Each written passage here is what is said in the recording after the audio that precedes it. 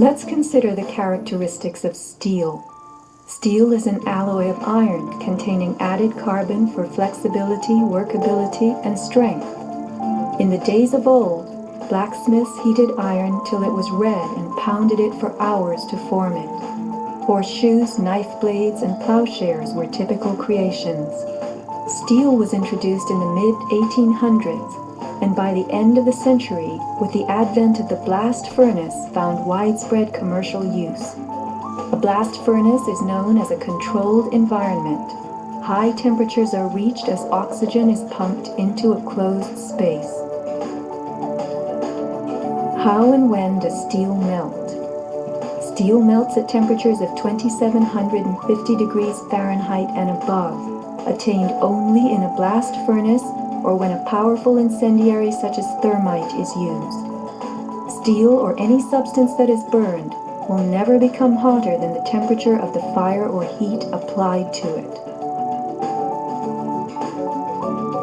An open-air hydrocarbon fire reaches a maximal temperature of some 1200 degrees Fahrenheit in a dirty or uncontrolled burn, characterized by red-orange flames.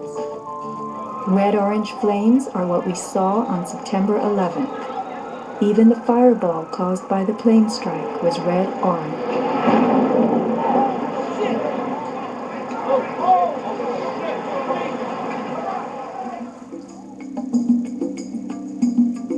A controlled burn falls between a dirty burn like a fireplace and a controlled environment, the blast furnace. A controlled burn employs a regulated mix of air and fuel, an example being your gas stove or the engine in your car. You can fire up your gas stove all day long, making soup, roasting a duck, or simmering a stew. Made of steel, your stove will not melt, and nor will your pots and pans. This is a kerosene heater designed for use in any ordinary house. The heater runs on jet-grade kerosene contained in this tank. Made of steel, the heater can operate all night and all day. The kerosene fumes ignite and burn inside it, never causing even the smallest part of this heater to weaken or melt. Yet we were led to believe that these tremendous buildings, framed in steel and surfaced in aluminum, totally collapsed from small scattered fires and 90 minutes of smoke. Take note of these hurtling beams, thrown laterally outward as the tower comes to earth. Would fire have the strength to eject such huge hunks of metal? MIT engineering professor Thomas Eager's 2001 paper is officially considered the academic standard for explaining the World Trade Center collapses. In it, he tells us that steel loses half its strength at 650 degrees Celsius, and that the fires that day did not get much hotter than this. He stresses, however, that the fires did not burn evenly. It was the uneven temperatures that caused the steel to deform and some of the floors to fail. These falling floors brought down the whole building. While it was impossible for the fuel-rich diffuse flame fire to burn at a temperature high enough to melt the steel, its quick ignition and intense heat caused the steel to lose at least half its strength and to deform, causing buckling or crippling. This weakening and deformation caused a few floors to fall, while the weight of the stories above them crushed the floors below, initiating a domino collapse. In plain language, straight from MIT.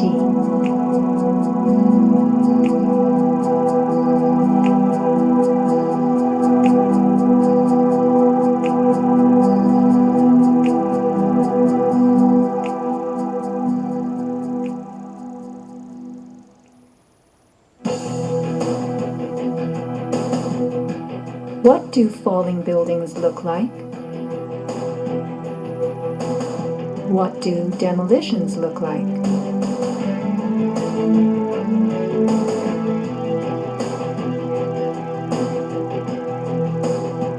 We are seeing typical implosions, characterized by gutting a building's base and then pulling it into itself. Computer-controlled sequencing fires the explosives in a rapid wave. Notice the jets of shooting concrete, The flashes, the pops, the caving of the buildings as they fall into their footprint, the tremendous billowing clouds of dust.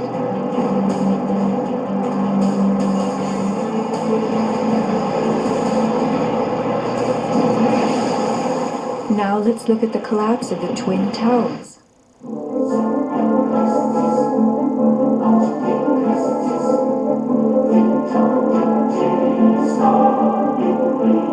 We are seeing explosions rather than implosions, a first in demolition history. A sequenced rumble becomes a roar as debris is thrown outward. The damage is not contained. Even the windows are blown from neighborhood buildings. What kind of energy enabled this? Would fire hurl metal and concrete sideways into the air? Here, a 600,000-pound chunk of steel, twice the weight of a Boeing airliner, was flung 400 feet, wedging itself deep into 3 World Financial Center on Vesey Street. A FEMA photographer taking pictures of Ground Zero wondered why so many steel beams were jutting from neighborhood buildings. What shot pieces of the towers all the way across the street?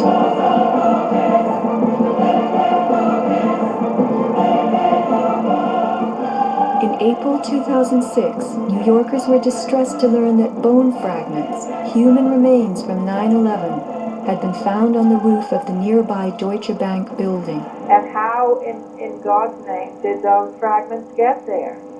It surprised me that there was still bone fragments or human remains that had not been discovered. How is it possible that after 5 years they're finally looking on the rooftops of the Deutsche building? I mean, that's crazy. And bone fragments less than a centimeter long. How could they be so small?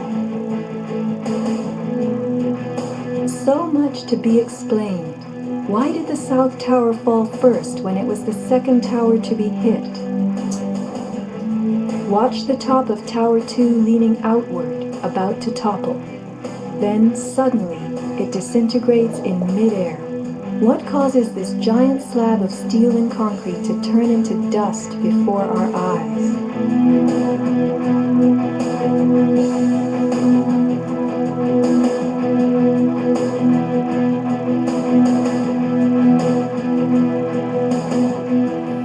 Watch both buildings collapsing straight down, directly into the path of most resistance, which is all the floors and all the mass of the building itself.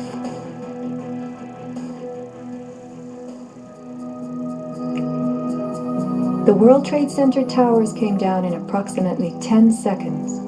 Seismic data from Columbia University puts the North Tower collapse at about 8 seconds and the South Tower at approximately 10. Lynn Simpson, a survivor from the 89th floor of the North Tower, describes the site. And I saw the Trade Center literally collapse in upon itself floor by floor by floor, and it took seconds for it to happen. It was a massive building, and it just pancaked. 10 seconds. These are 110-story buildings coming to Earth at free fall speed, the rate at which an object drops through air. The lower floors would need to give way completely as the floors above them fell. Can a person walk through a closed door as quickly and smoothly as one that is open? A 10-second collapse means the upper floors encountered no resistance from the undamaged floors beneath them. Watch the demolition wave rushing straight down.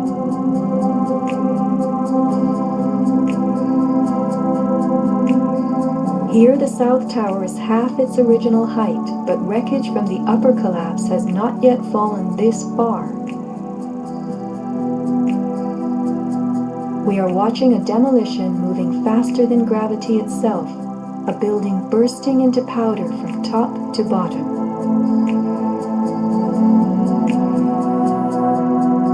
Here, the core of the North Tower finally gives up. 700 remaining feet of giant steel columns, among the strongest ever erected. What force acts upon the core to make it all of a sudden disappear? Eric Hufschmidt, author of the book Painful Questions, is a metal-cutting software engineer. The floors of the World Trade Center towers were a three-dimensional mesh of steel beams.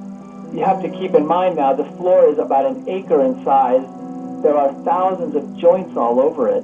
In order for the floor to fall down, thousands of joints would have to break simultaneously.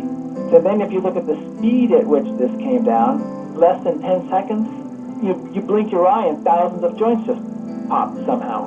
The only way you can explain that is with explosives. They had to have had explosives placed all over the floors at the primary joints. And then that would explain how all of the joints broke at such a rapid rate. The debris was crashing from one floor to the next. Debris cannot crash through steel and concrete floors as fast as it falls through the air. And there was no slowing. Explosives had to be breaking the joints ahead of the falling rubble, which is why the top half starts off collapsing slowly and then it starts picking up speed. This is a pancake collapse. Why don't we see piles of floors at ground zero?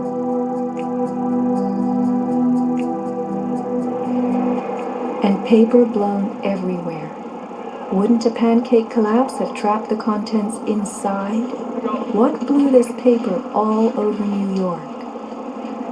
If you were to drop a billiard ball from the top of the Twin Towers, it would hit the ground in just over 9 seconds, the average time it took for the towers to fall. Helped by gravity and falling through air, the ball will gain speed. The calculation for a pure pancake collapse of 110 stories, with each floor pulverizing to get out of the way, is 96 seconds. In the real world, with the floors creating resistance, a pancake collapse would lose speed. Never would it gain speed.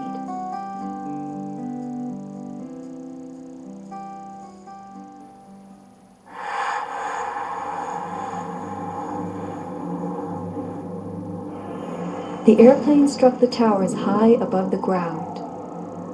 But down in the lobby of the North Tower, marble facing flew off the walls, the windows shattered, all the glass blown out.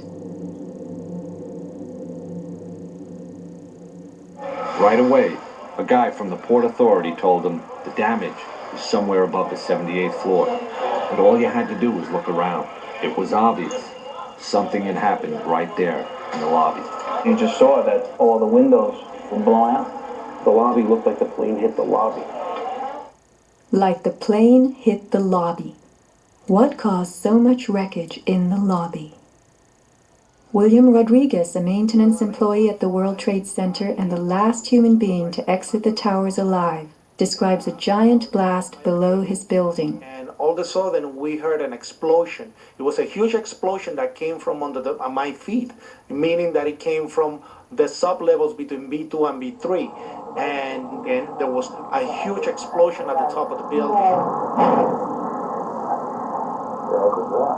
You could hear the difference from the bottom and all the way through the top. The one from the top, which was actually seconds after, was heard very far away. The one at the basement was pretty loud, and you felt your actual feet moving with the floor. The tremor that is sent through the floors, that the walls cracked and the false ceiling totally collapsed. And that's when a person named Felipe David came running into our office saying, "Explosion, explosion, explosion." And when I saw him, he has all his skin pulled from under his armpits and missing pieces on his face. An explosion deep down in the tower before the plane crashed 95 floors above. Others lived to report enormous explosions below the towers. Construction worker Philip Morelli was in North Tower